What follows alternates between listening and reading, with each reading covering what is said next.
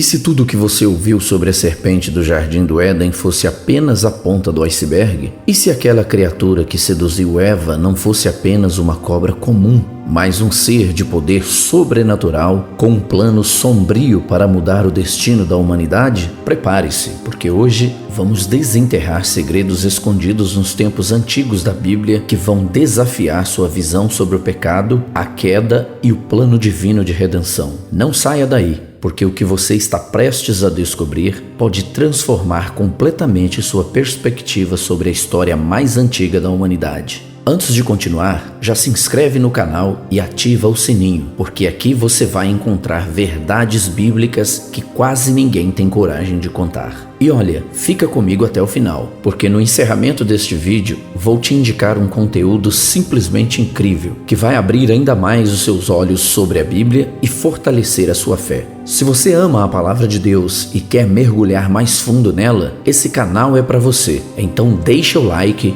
e vamos descobrir juntos o que realmente aconteceu no Éden.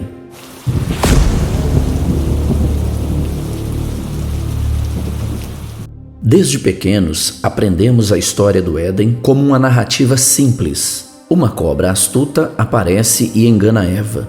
Ela come o fruto proibido, Adão a segue e o pecado então entra no mundo. É uma imagem que está gravada na nossa mente. Uma serpente enrolada em uma árvore, sussurrando mentiras. Mas pare por um segundo e pense, por que Eva não se assustou com uma cobra falante? Como ela pôde dialogar com tanta naturalidade com um ser que desafiava a ordem de Deus? E mais intrigante ainda, por que Deus criaria um animal com inteligência suficiente para manipular e enganar? Essas perguntas não são apenas curiosidades, elas são chaves para desvendar um mistério muito maior. Se você acha que conhece a história, prepare-se para uma surpresa. Vamos mergulhar no texto original em hebraico e revelar o que está escondido por trás da palavra serpente. Isso não é apenas uma história infantil. É o início de uma batalha épica que ainda ecoa hoje. Vamos lá? Para entender quem era realmente a serpente, precisamos voltar ao texto original de Gênesis, escrito em hebraico. No capítulo 3, a palavra usada para serpente é Nashash. Parece simples, mas essa palavra é um enigma. Sim, ela pode significar uma cobra no sentido literal, mas no hebraico antigo, as palavras têm camadas de significado. Nashash também pode ser traduzida como o brilhante ou o resplandecente, algo que irradia luz ou majestade. Além disso, está ligada a um verbo que significa praticar encantamento ou seduzir. Estamos falando de um ser que não apenas rasteja, mas que encanta, manipula e persuade com palavras habilidosas. Pense nisso. O texto diz que a serpente era mais astuta que todos os animais do campo. Gênesis 3:1. Isso não é só inteligência animal, é uma sagacidade sobrenatural, uma consciência espiritual que vai além de qualquer criatura comum. No contexto do Oriente Médio antigo, seres brilhantes eram frequentemente ligados a entidades divinas ou angelicais, como querubins que resplandeciam com a glória celestial.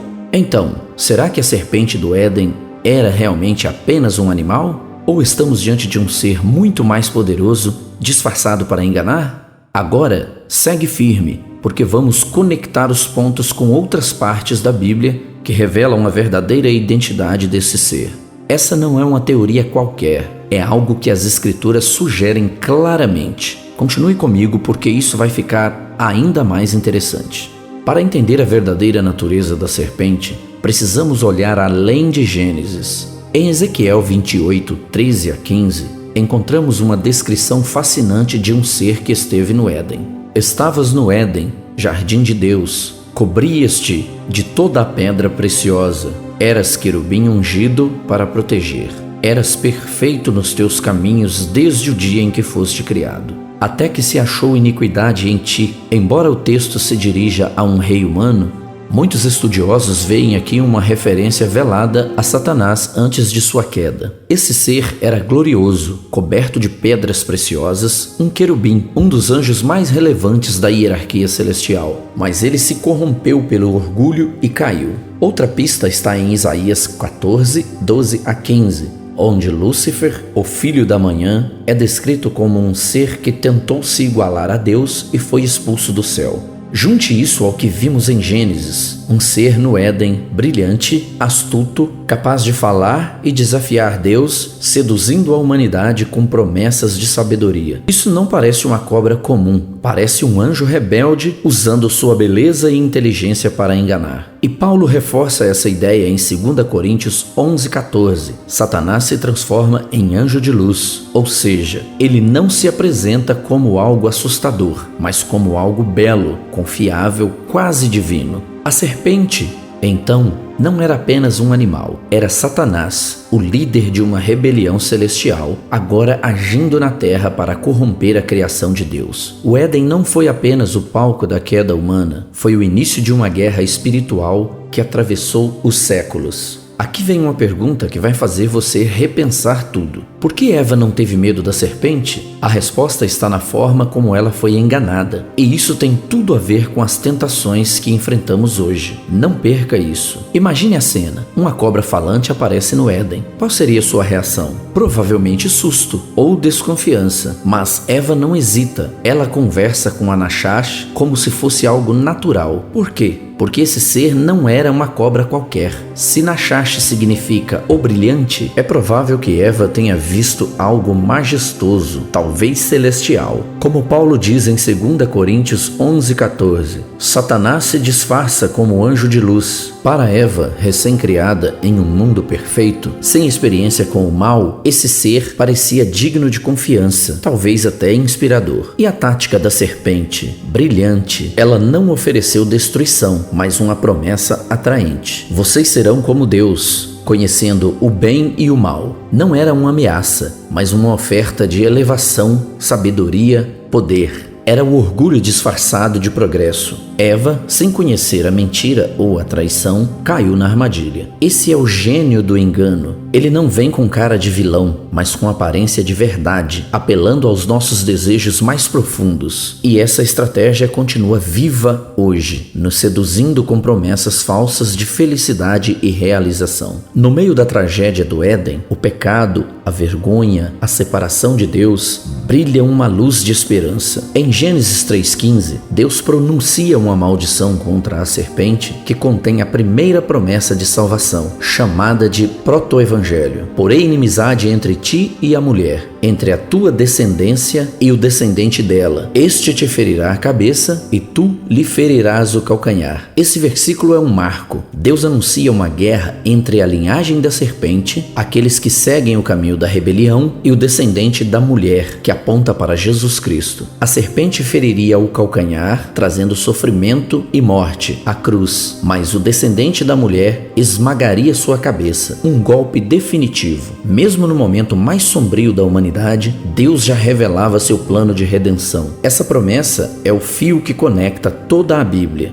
desde os patriarcas até o nascimento de Jesus, que cumpriu essa profecia ao derrotar o pecado e a morte. Você acha que a história da serpente termina com a queda? Pense novamente. O que aconteceu no Éden foi apenas o começo de uma guerra cósmica, e você está no meio dela. Vamos ver como isso se conecta ao seu dia a dia. A história da serpente não começa no Éden. Antes da queda do homem, houve uma rebelião no céu. Isaías 14 e Ezequiel 28 descrevem um anjo glorioso, cheio de sabedoria e beleza, que se exaltou acima de Deus e foi expulso. Esse ser, agora chamado Satanás, trouxe sua rebelião para a terra, usando a serpente como seu instrumento. Em Apocalipse 12:9, a conexão é clara. Foi expulso o grande dragão, a antiga serpente chamada Diabo ou Satanás, que engana o mundo. A serpente no Éden é o símbolo dessa revolta cósmica, um agente do caos espiritual que busca destruir tudo o que Deus criou como bom. A queda de Adão e Eva não foi um incidente isolado. Foi a humanidade sendo arrastada para um conflito muito maior, uma batalha entre a luz e as trevas, entre Deus e o seu inimigo. Mas a história não termina na derrota. Deus tinha um plano desde o início, e ele se cumpre em Jesus, o segundo Adão. Enquanto Adão trouxe o pecado por sua desobediência,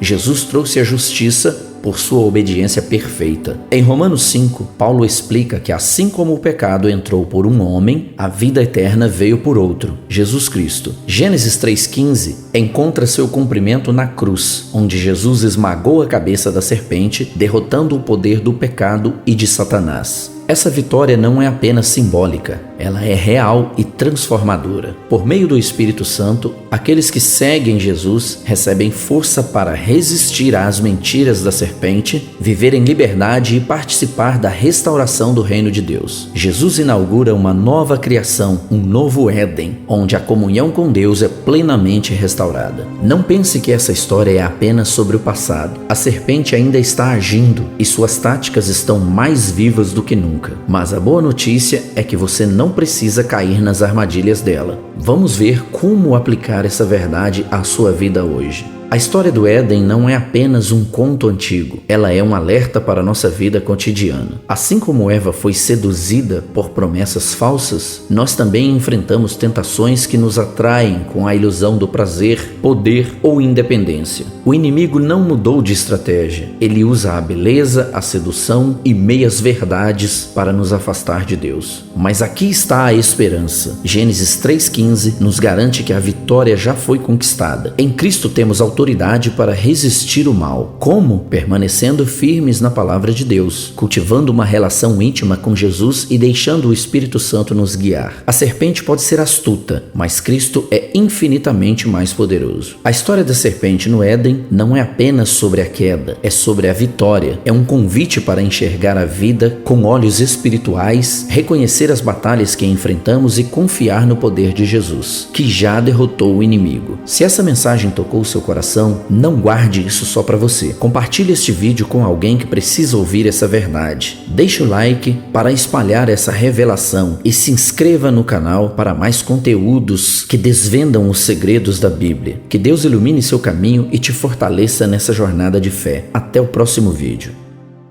Você já sentiu que poderia estar aprendendo mais da palavra, mas falta tempo, direção ou até motivação? Já tentou estudar a Bíblia e ficou perdido, sem saber por onde começar? Imagine ter mais de 10.000 esboços prontos, temas poderosos, organizados por assunto, comentários bíblicos, devocionais, mapas mentais e ainda um gerador automático de sermões, tudo no seu celular. Esse não é só um app, é uma ferramenta de excelência cristã, feita para quem deseja mergulhar fundo nas Escrituras, se preparar melhor ou simplesmente se alimentar da palavra todos os dias. Seja você um pregador, um líder de célula ou alguém que ama estudar a Bíblia, esse é o recurso que pode transformar sua jornada espiritual. Clique agora no link da descrição e descubra como fortalecer sua fé com inteligência, profundidade e direção.